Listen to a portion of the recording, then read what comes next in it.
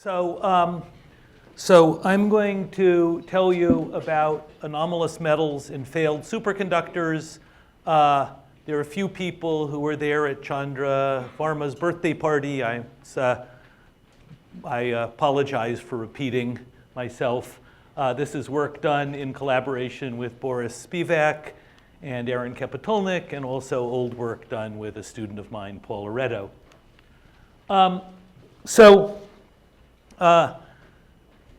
My friend and collaborator, Boris Spivak, stresses, but quietly because he's afraid that somebody might hear him and accuse him of blasphemy, that the work that we're discussing calls into questions some of the pillars of the theory of quantum matter, and this, of course, is the Bible.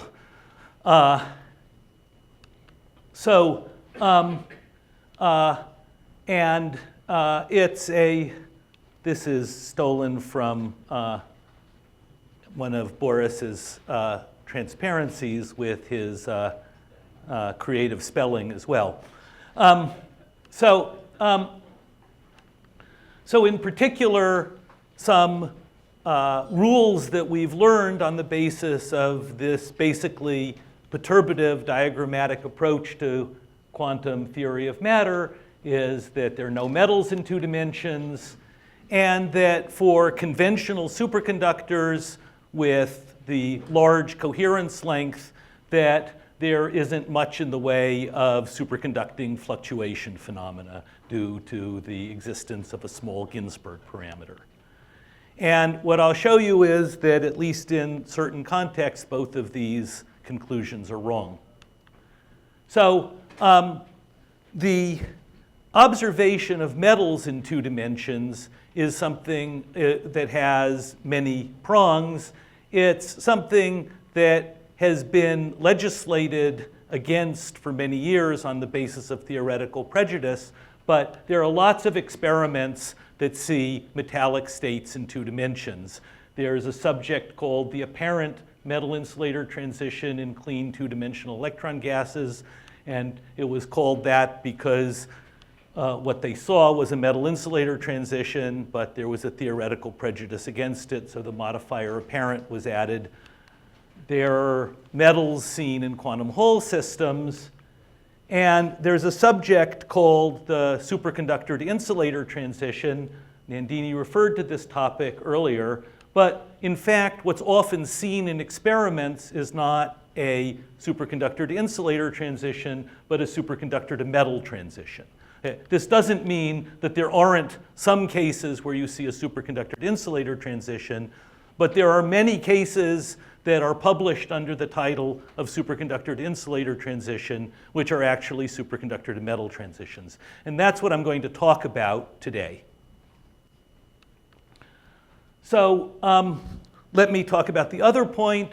There's, in conventional superconductors, I'm not talking about cuprates or some highly correlated systems, but in conventional superconductors, there is a large number, which is basically the number of electrons that are paired in a superconducting volume, and the inverse of that is a parameter that controls the importance of superconducting fluctuations, and this is typically very small. And so, of course, there's well-defined, developed theory of fluctuation superconductivity in conventional superconductors, but these give effects that are generally small, except parametrically close to Tc. Now, the case of a quantum superconductor to metal transition is even worse. So here we imagine we're looking at a conventional superconductor, so there's some effective attraction, lambda effective, which depends on some parameter x, such that for x less than some critical value, this is attractive, so we have a superconducting ground state. And for x bigger than this critical value, whoops, that's supposed to be bigger, lambda effective is 0, is lambda effective's repulsive, and so there's no pairing. And the point about this is that at the critical point, which is where x equals xc, the effective interaction is 0. And that means there really are no critical fluctuations. And if one looked at this from an RG perspective, you find that other than the interactions in the Cooper channel, which we've just tuned to 0 to get to the critical point, all other interactions are irrelevant. So there really are no quantum critical fluctuations at all at this level of theory. And even things that you might have thought might help you, like inhomogeneities in the sample, since as you're approaching the quantum critical point, your coherence length is diverging, you're averaging over all these inhomogeneities, and so there's a serious problem. Okay, so what I'm going to start by doing is showing you a bunch of experiments that show that this expectation is wrong, that there really is a big fluctuational regime. So I'm going to look at various things where we start with a system that's superconducting, we vary some parameter and drive the system into a non-superconducting state, either by varying a gate voltage, a magnetic field, the thickness of a film, various different things. And I'm interested in the quantum transition. My definition of a metal is something in which the resistivity approaches a constant at 0 temperature. So all of the data that I'm interested in is concerned with the limit as the temperature goes to 0. And so again, we're going to tune some parameter so that the system is superconducting for x less than a critical value and non-superconducting for x bigger than the value. And we're going to be looking, for the most part, at systems that are good metals in the sense that if we look in the normal state, which means either go above some low scale of critical temperatures or up to high fields or something where we quench pairing, that the resistivity is small compared to the quantum of resistance. So these are good metals. In general, these are systems that we believe we understand. They're not highly correlated systems. The degrees of freedom that we should be looking at are electron quasiparticles. And the context of superconductivity is more or less BCS theory.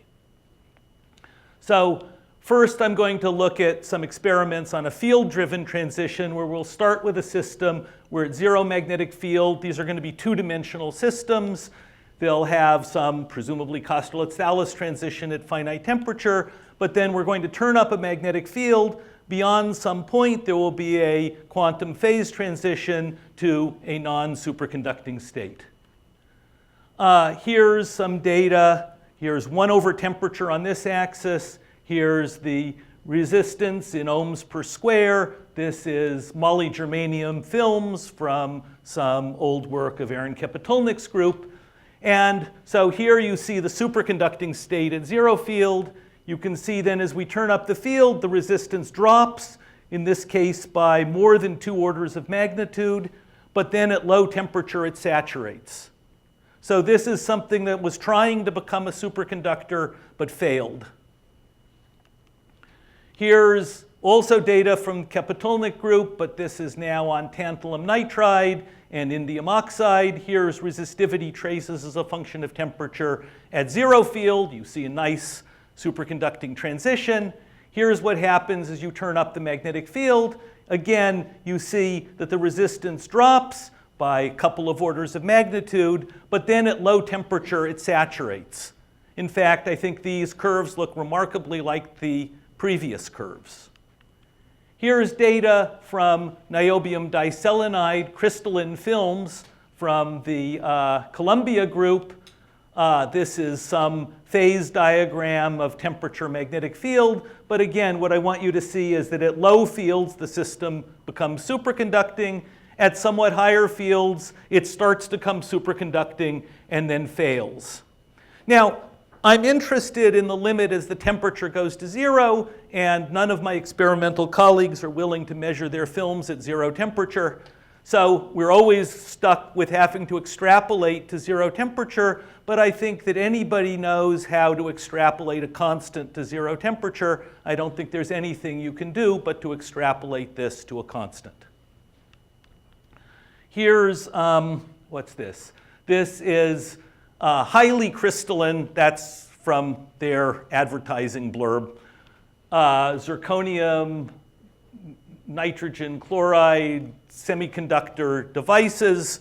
And again, they have a superconducting state at 0 field, and then these failed superconducting traces as we go up to higher fields.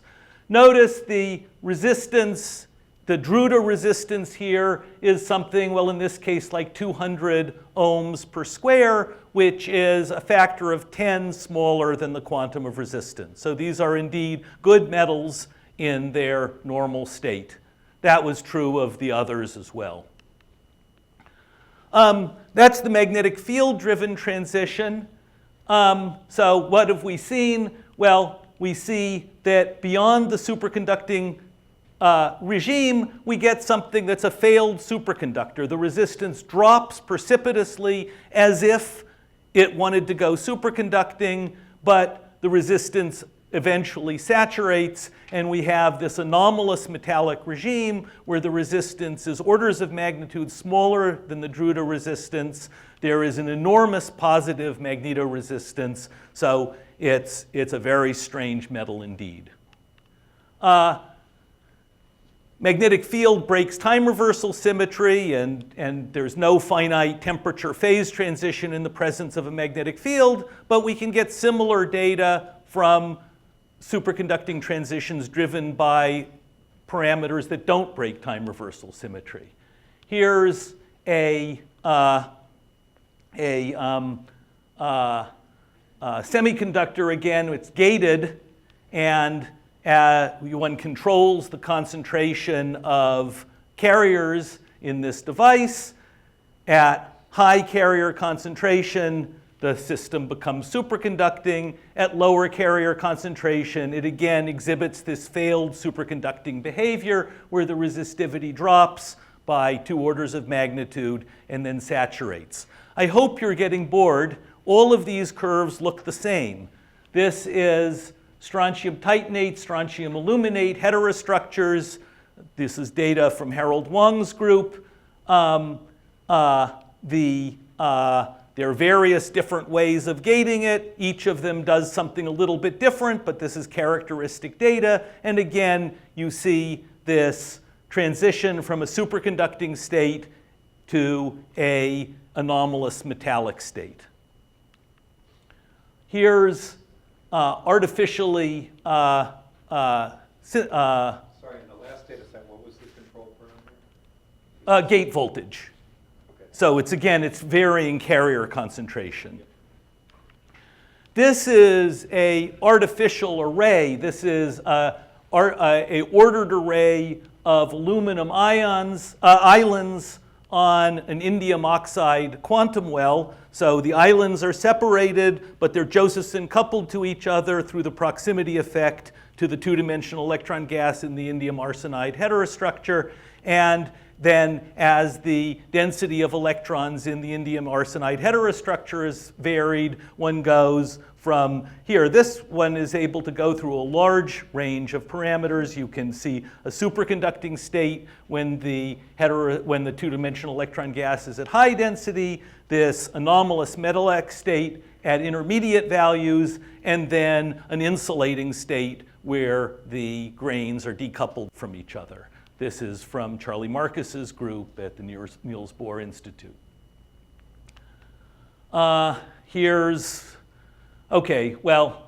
This is an array of tin disks on a graphene substrate, and again, varied by gating the graphene substrate.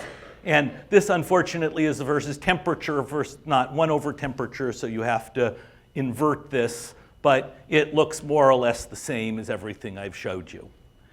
Now, here's niobium pillars on a gold substrate as a function of the separation between these gold these niobium pillars. And again, this is temperature, not 1 over temperature, and this is from Nadia Mason's group at UIUC. One of the things, some of this data is old, much of this data is just appearing now. One of the things that's always been a concern in this field is that when the resistivity becomes temperature independent, it could be that that's because the resistivity is becoming temperature independent, but it could be because you made a mistake and the electron fluid has stopped cooling at this stage. And all of these people involved are extremely good and careful experimentalists. They've gone through lots of protocols to make sure that's not what's happening. But these are hard experiments, and I've been worried about this. But now that there are data that look identical from so many groups on such diverse systems over such big ranges of parameters, I think we can now start to take this as fact. There really does exist this anomalous metallic state, which is a failed superconductor. So here's what the data looks like schematically for the non-field tuned superconductor, quantum superconductor to metal transition. Steve, how does the residual resistivity behave as a function of X? So it's growing continuously as we go across here. So this is something like a quantum critical regime. So the resistivity vanishes continuously as you tune this parameter towards this quantum critical point, but remains small compared to the Drude value. And then at this point, depending upon details, we either see a crossover to a Drude metal, in which case the resistance becomes independent of X past here and metallic, or to an insulator, in which case there's another phase transition here, a metal to insulator phase transition. Does it go exponentially or parallel? I don't know. Very strong function, but I don't know. Okay, there are other features of this anomalous metallic regime. It has an anomalously small Hall effect, at least where it's been measured. It has some peculiarities in its optical response, at least where it's been measured. I don't have time to tell you about those. I want to say a few things about theory. So this is more or less theoretical ideas that were developed in this paper, although I have to say this paper is totally unreadable. So really, in the anomalous metal is almost a superconductor. So the question I want to focus on is not why is the anomalous metal not an insulator, but why is the anomalous metal not a superconductor? So consider the following model problem. Suppose we have superconducting grains embedded in a matrix of a good metal. And let's try to tune a quantum superconductor to metal transition by pulling the grains apart, by making them more and more dilute, and ask what happens. So at this point, we would have some superconducting susceptibility on each grain, chi j of t. We would have some Josephson coupling between grains mediated by the proximity effect in the intervening metal. And we would estimate Tc by calculating the coupling from grain I to grain J times the susceptibility on grain J, and take some appropriate average of that. And when that is bigger than some critical value, then I'm in the superconducting state. Now, the superconducting susceptibility, of course, grows as you lower the temperature, but since this is the superconducting susceptibility of an isolated grain, even at 0 temperature, it's going to be finite, due to quantum fluctuations of the phase of the order parameter, whose dynamics we'll have to worry about later, but for now, this is all I need to know. The Josephson coupling between grains, if we treat the metal in the simplest approximation of just being a non-interacting metal, falls off like 1 over r to the d, so long as we're less than some coherence scale LT, and of course, falls exponentially beyond that, some sort of Thouless length. And so what this means is, since the sum over r, 1 over r to the d is not integrable, this quantity here diverges as the temperature goes to 0 logarithmically. And that's just, in granular language, that's nothing more than the Cooper instability of a normal metal. And so what that means is that always, no matter how dilute my grains are, when I go to low enough temperature, they're going to order. So the ground state's always superconducting at this level of analysis. And it's a feature of the metal physics that this falls off like 1 over r to the d that's responsible for it. So it comes from something that's sort of non-negotiable. 5 minutes? Okay, great. Now, there is in fact a correction to this. If the metal has repulsive interactions in it, then there is a logarithmic correction to this, which actually can be calculated using the methods of ADG. Or you can just think about this as being sort of an RPA expression. It's the same as the physics of mu star. Now, usually a logarithm between friends wouldn't matter, but that turns this from being non-integrable to integrable. And so now this sum is going to be on the order of chi times the Josephson coupling to the nearest neighbor grain, and that's going to be less than or equal to the value of this at 0 temperature. So when this is less than a critical value, then my superconducting grains don't order.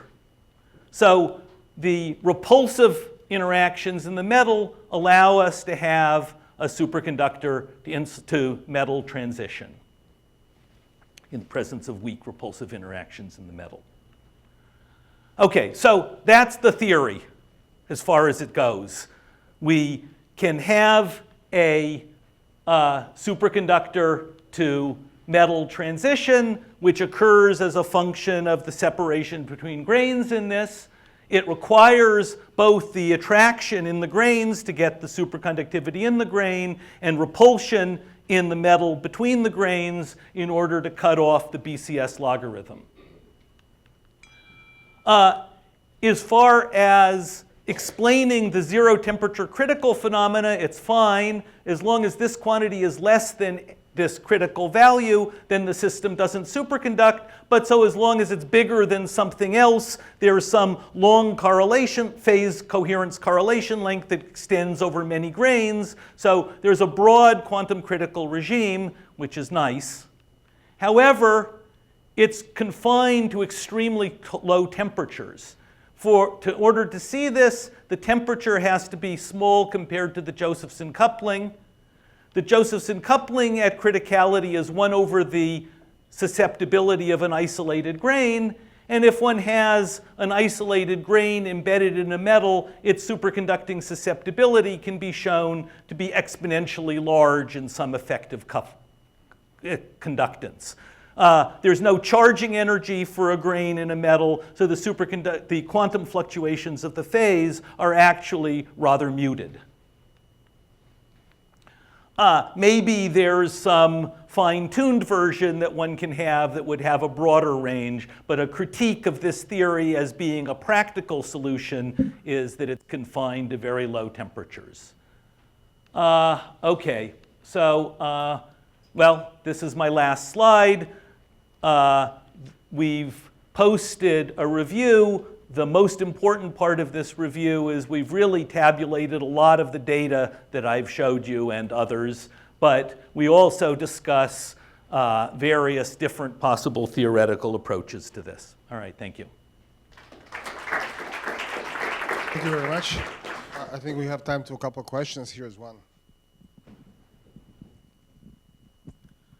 I'm sorry, your language is for granular superconductors, but all the examples that you showed here, what do you mean by grains? Because you're dealing with single crystals. You're talking about superconducting islands. What do you mean by grains here? Right. So this is not a theory of the data I showed you. So some of the data I showed you was in fact granular grains of superconductor in a metal. Some of it was amorphous films. Maybe in the amorphous films the system is effectively granular. It could well be due to mesoscopic fluctuations, but some of the materials I've showed you were crystalline.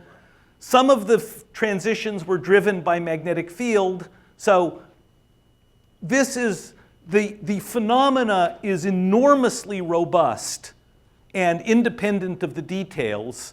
So this is a theory in the sense of being a first step. It's a paradigm. It's an theoretical existence proof that there exists some controlled weak coupling problem where we can see a superconductor to anomalous metal transition, but this is not a satisfactory theory. I think what's needed is a more organic description in which the properties of the metal are treated in a way that goes beyond what's been done up till now. Here's another question. I think we only have time for one more. So Steve, when you call it a metal, are you talking about, is it a fermionic metal or could it even be a bosonic metal, like an incoherent bosonic system? So, these are weak coupling materials. These are, molygermanium. These are systems with coherence lengths that are hundreds of angstroms. So undoubtedly, the anomalous metal, a large portion of the current is being carried by collective modes, by bosons, by Cooper pairs. But this is a problem in which your microscopic degrees of freedom on the energy scales of interest need to start with Fermi-liquid like quasi-particles. Okay, so a couple more questions. Steve, what's known about the optical conductivity in these transitions? And connected with that, how much is known about to what extent the Coulomb interaction plays an important role, given that you're transforming into a dielectric? You're not transforming into a dielectric. You're transforming into a super good metal. So I think the usual arguments about the Coulomb interaction, these are all the superconductor and the anomalous metal and even the Drude metal are all extremely good metals. So I think there's every reason to think the long-range Coulomb interactions play no role. Optical conductivity, there's, I think I gave a reference, there's a couple of papers from Peter Armitage's groups doing terahertz spectroscopy on indium oxide films as they go through this superconductor to anomalous metal transition. There are a lot of things that are seen there. There are things that look like uncondensed collective bosonic modes, and one of the things that he comments on is that despite the fact that the conductivity is very high, when you apply a magnetic field, you do not see a cyclotron resonance mode. And so that is probably a reflection of some emergent particle hole symmetry, even in this anomalous metallic state. Yeah, so of all the examples you've given, there are a few of them are artificially granular structures. In the other group, which are nominally structurally uniform, are they all low carrier density materials? No. So, I mean, it depends what you mean by low carrier density. I think molygermanium is not particularly low density. Indium oxide is low density for a metal, but extremely high density for a semiconductor heterostructure. So there are many decades of electron density being represented here. Has this been seen in thin metal films? Yeah, so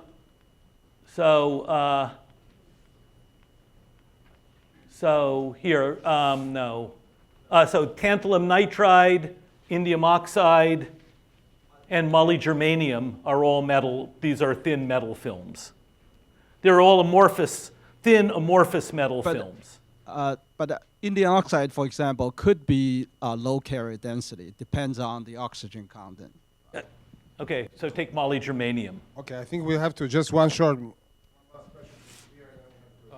What if we stayed within the framework of the Aberkosov-Gorkov theory and postulated some pair-breaking impurities? Would that work? I mean, what you need to postulate is that there is something that cuts off the coherence of the quasi-particles. So you have to imagine, like Richard Webb argued many years ago, that for some reason the Thouless length doesn't diverge at 0 temperature. So you need something that limits the range of coherence. Magnetic impurity. I mean, magnetic impurities are going to, pair breaking isn't the issue. What we need to do is to cut off the Cooper instability. So if you had, yes, frozen magnetic moments in the system, that would cut off the Cooper instability. But you don't. Okay, I think I'll have to cut off, talking about cut off, I have to cut off this interesting discussion. Let's thank the speaker once more.